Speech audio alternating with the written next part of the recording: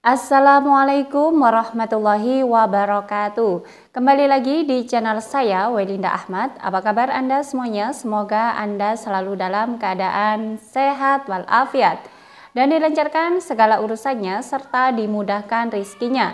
Nah, di video kali ini saya akan memberikan informasi mengenai tentang ada 7 syarat bagi KPM yang nantinya bisa tercairkan bantuan PKH-nya di tahap yang keempat, sahabat YouTube, setelah Kementerian Sosial melakukan rapat di akhir bulan September tahun 2023 ini.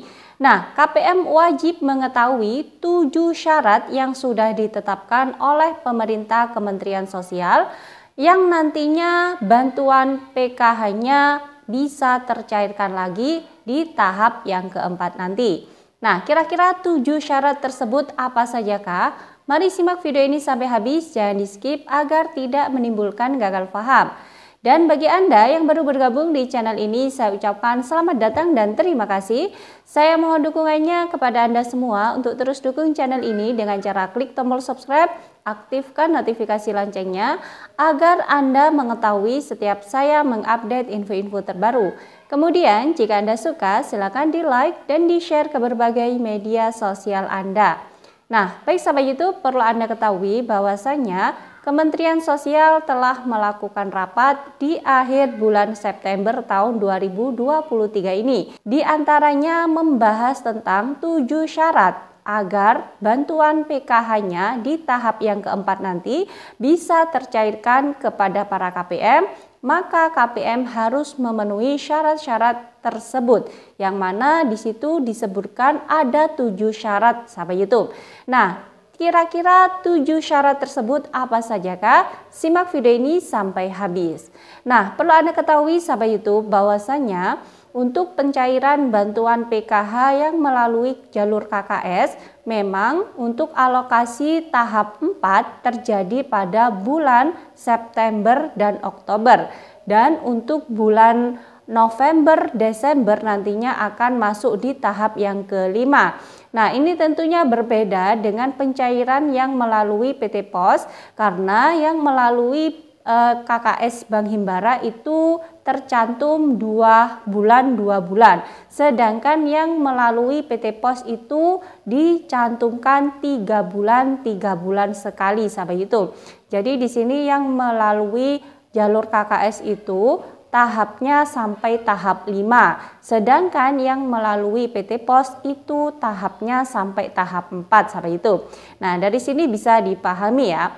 Nah, di sini perlu Anda ketahui bahwasanya Kementerian Sosial telah menetapkan ada 7 syarat yang harus dipenuhi oleh para KPM agar bantuannya bisa tercairkan lagi pada tahap keempat nanti, yakni alokasi September hingga Oktober, sahabat YouTube, yang mana insya Allah bantuan ini akan segera tersalurkan pada bulan Oktober tahun 2023. Prediksi kami mengatakan akan ada pencairan bantuan tersebut mulai pertengahan hingga akhir Oktober tahun 2023. Nah, ditunggu saja, semoga bisa tersalurkan secepatnya dan tidak lagi molor-molor seperti bulan-bulan sebelumnya. Nah, di sini kira-kira 7 syarat tersebut apa saja kah? Nah, syarat yang pertama adalah KPM harus terdaftar di data DTKS, sahabat YouTube. Nah, jika nama Anda sudah tidak terdaftar di data DTKS, maka otomatis bantuan Anda akan berhenti. Karena syarat utama untuk memberikan atau mendapatkan bantuan PKH maupun bantuan yang lainnya, termasuk BPNT dan bantuan yang lainnya, itu adalah harus terdaftar di data DTKS. Untuk mengetahuinya apakah Anda masih terdaftar di data DTKS, Anda bisa menanyakan ke pendamping PKH-nya atau ke operator 6NG yang ada di desa atau di kelurahan, sahabat YouTube. Nah, kemudian syarat yang kedua adalah KPM dinyatakan layak oleh pemerintah daerah. Nah, setiap bulannya pemerintah daerah bekerja sama dengan pemerintah kelurahan atau pemerintah desa yang setiap bulannya memverifikasi kelayakan penerima bantuan PKH. Nah, di situ apakah masih layak ataukah tidak, atau sudah mampu, penghasilannya di atas rata-rata. Nah, ini yang memverifikasi setiap bulannya adalah pemerintah daerah bekerja sama dengan pemerintah desa atau pemerintah kelurahan, sahabat YouTube. Nah, jika di situ Anda tidak dilayakkan, misalkan sudah kaya, mampu, atau misalkan sudah bergaji yang lainnya di atas UMP, maka di situ Anda siap-siap akan tercoret, sahabat YouTube. Nah, kemudian syarat yang ketiga adalah masih memiliki komponen PKH. Nah, perlu Anda ketahui bahwasanya bantuan PKH ini merupakan bantuan persyarat, diantaranya harus memiliki komponen PKH yang di situ terdiri dari pendidikan, kemudian kesehatan, dan kesejahteraan sosial. Misalkan yang komponen pendidikan adalah anak sekolah SD hingga SMA, kemudian komponen kesehatan terdiri dari ibu hamil, balita, kemudian komponen kesejahteraan sosial seperti lansia dan disabilitas berat. Nah, KPM harus memiliki komponen tersebut minimal satu komponen saja. Kemudian syarat yang keempat adalah bagi yang anaknya bersekolah harus terdaftar di data Dapodik dan harus aktif, juga harus sinkron dengan data DTKS. Nah, jika anak Anda data Dapodiknya masih belum update, masih belum tercantum di data Dapodik, maka nantinya tidak akan bisa tercairkan bantuan PKH-nya.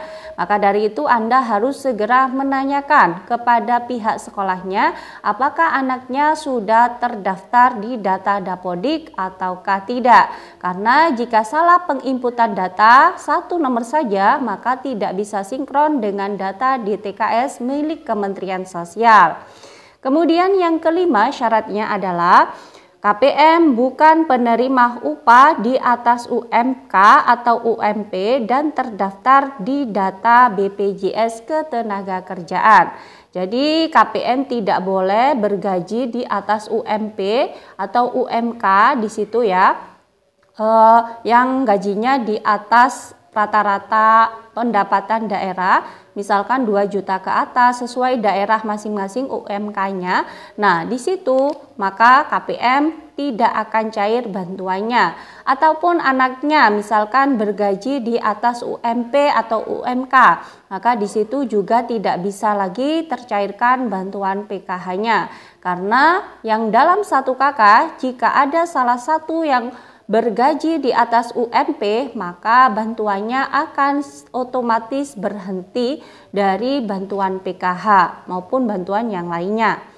Kemudian di situ BPJS Ketenagakerjaan juga langsung bersinergi dengan data DTKS, langsung terintegritas, langsung mencocokkan, mensinkronkan jika ada salah satu dari kakak tersebut yang daftar di data BPJS Ketenagakerjaan. Nah, ini nantinya akan menyebabkan bantuan Anda tidak cair di tahap yang keempat. Kemudian yang keenam adalah KPM bukan pegawai yang gajinya bersumber dari BUMN atau BUMD. Jadi KPM bukan pegawai BUMN atau BUMD. Biasanya di situ tertera di status pekerjaan yang di KTP-nya. Jadi jika KTP di situ tertera pegawai BUMN, BUMD atau pensiunan BUMN atau BUMD, maka otomatis nantinya akan sinkron dengan data DTKS dan menyebabkan bantuan PKH-nya tidak cair di tahap yang keempat, sahabat YouTube. Nah, kemudian syarat yang ketujuh adalah KPM ditetapkan sebagai penerima bantuan PKH di tahap yang keempat. Nah, ini biasanya nantinya akan muncul SK penetapan nama-nama KPM yang cair di tahap yang keempat tahun 2023 ini. Jadi, jika nama Anda masuk di SK penetapan penerima bantuan PKH tahap 4, maka nantinya Anda bisa cair bantuan PKH-nya di tahap yang keempat, sahabat YouTube. Nah, itu saja sahabat YouTube terkait 7 syarat agar bantuan Anda cair di tahap yang keempat yang saat ini sudah ditetapkan oleh Kementerian Sosial. Semoga informasi ini bermanfaat bagi Anda semua, dan bagi Anda yang baru bergabung di channel ini, jangan lupa tinggalkan jejak dengan cara klik tombol subscribe, aktifkan notifikasi loncengnya agar Anda mengetahui setiap saya mengupdate info-info terbaru. Kemudian, jika Anda suka, silakan di-like dan di-share ke berbagai media sosial Anda. Dari saya, wallahul muwaffiq ila aqwamit thoriq. Wassalamualaikum warahmatullahi wabarakatuh.